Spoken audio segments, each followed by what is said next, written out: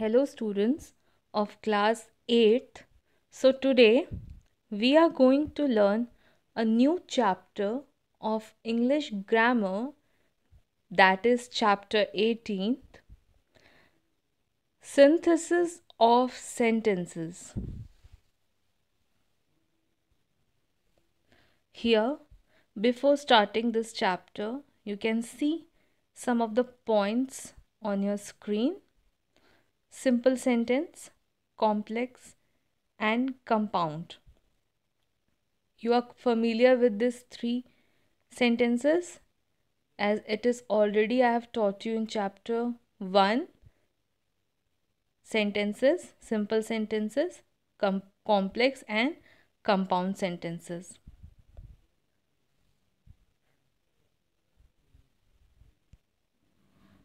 So synthesis of sentences means combination of two or more sentences into a single simple, compound or complex sentence. I am repeating it again. Synthesis of sentence means combination of two or more sentences into a single, simple, compound or complex sentence.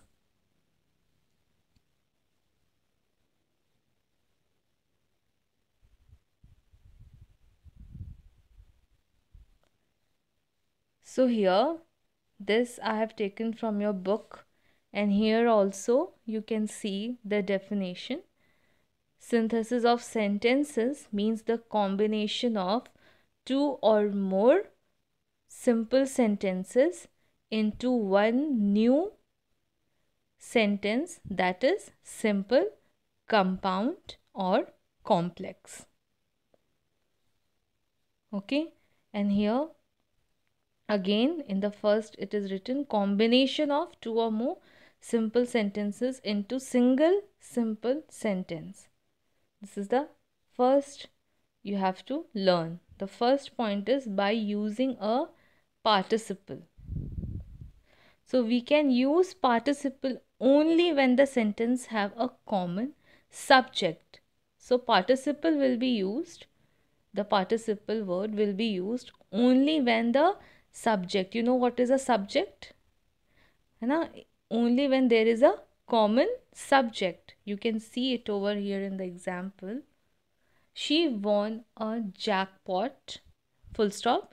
She bought a big house. Here, what the common subject is she, isn't it? She won, she bought, isn't it? So here participle is used. Having won the jackpot, she bought a big house. The same thing goes in the second one. The student read the book, full stop. He returned it to the teacher. So here it is referring, the subject is referring to the student. Here, so participle will be used. Having read the book, the student returned it to the teacher. The second one, by using an infinitive.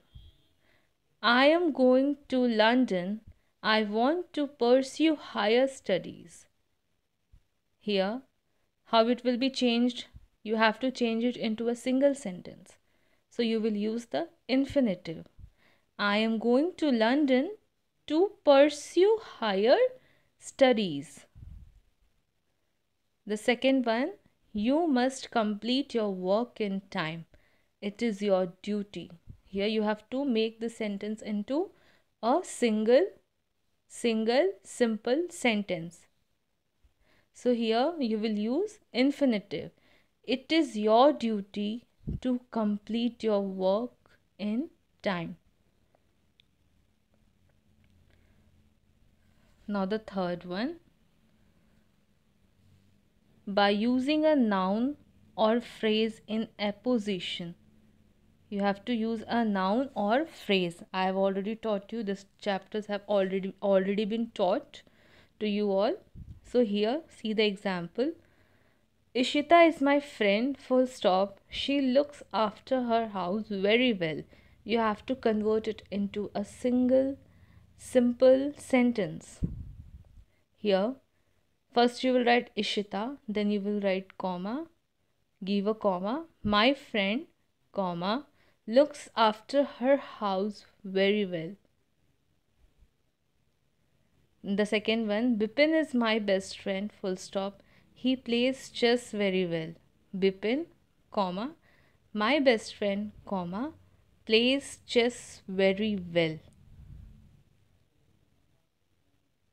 Okay. Now the fourth point, by using a preposition with a noun or gerund. You have to use preposition with a noun and gerund. Here the first one, the moon rose, full stop. His journey was not ended. You have to change it into a single simple sentence. Then you will use preposition. The moon rose before the end of his journey. In the second one, same thing. He faced many obstacles, but he succeeded in completing the project. Here, you have to use the preposition in spite of facing many obstacles, he succeeded in completing the project.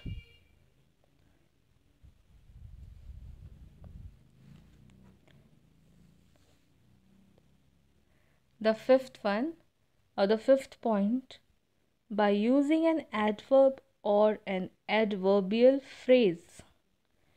Here you have to change this into single simple sentence.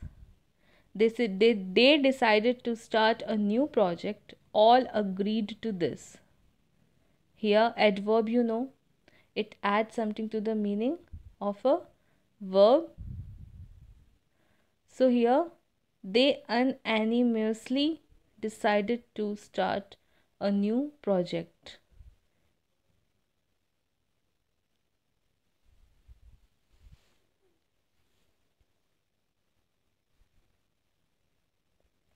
So these were the points that you have to remember.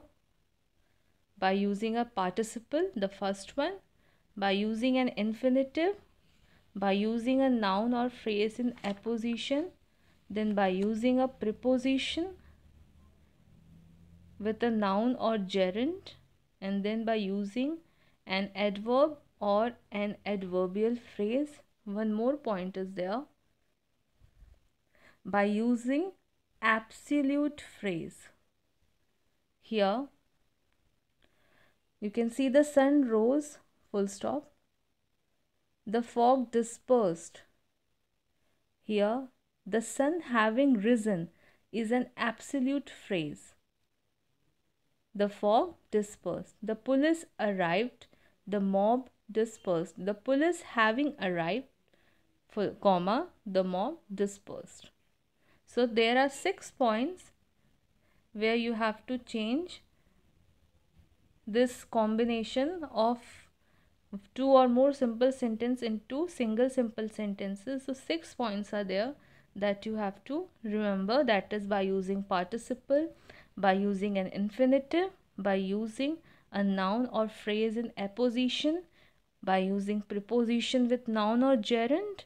Fifth, by using adverb or adverbial phrase. And then sixth, by using absolute phrase. Now here, combination of two or more simple sentences into a single compound sentence. Here the combination you have to do of two or more simple sentence into single compound sentence. Compound means two main phrase with coordinating conjunction. Here it is given. Simple sentences may be combined to form compound sentences by use of coordinating conjunctions like, and, not only but also, as well as, but, still, or, either, or, neither, nor, therefore, yet, etc. So here are some of the points from your book. He knocked at the gate. He demanded admission. Here, and is used. And is an coordinating conjunction. He knocked at the gate and demanded admission. The next one, he wrote the text, he selected the illustrations.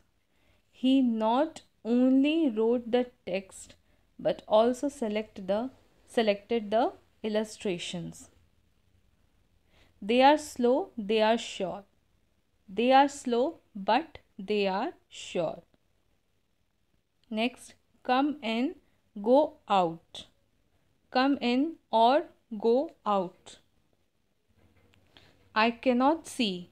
It is very dark. I cannot see, for it is very dark.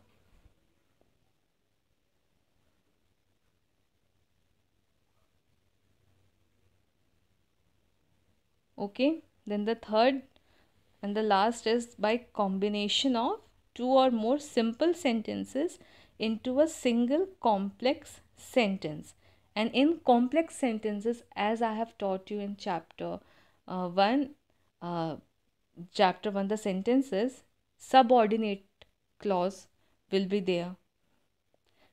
Subordinate clause with subordinating conjunction. It is written over here.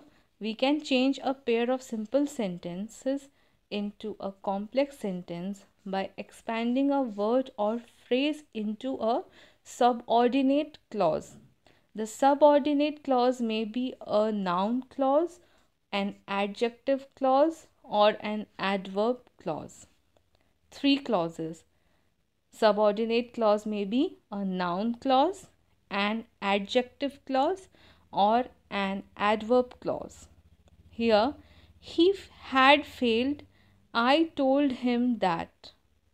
Here, I told him that he had failed. See, subordinate clause is a noun clause. That he had failed is a noun clause. In the next one, this is a fine opportunity. It should not be lost. This is a fine opportunity which should not be lost. Now, which should not be is an adjective clause. When I went there, the door was locked. Here, when I went there, the door was locked. When I went there is the adverb clause.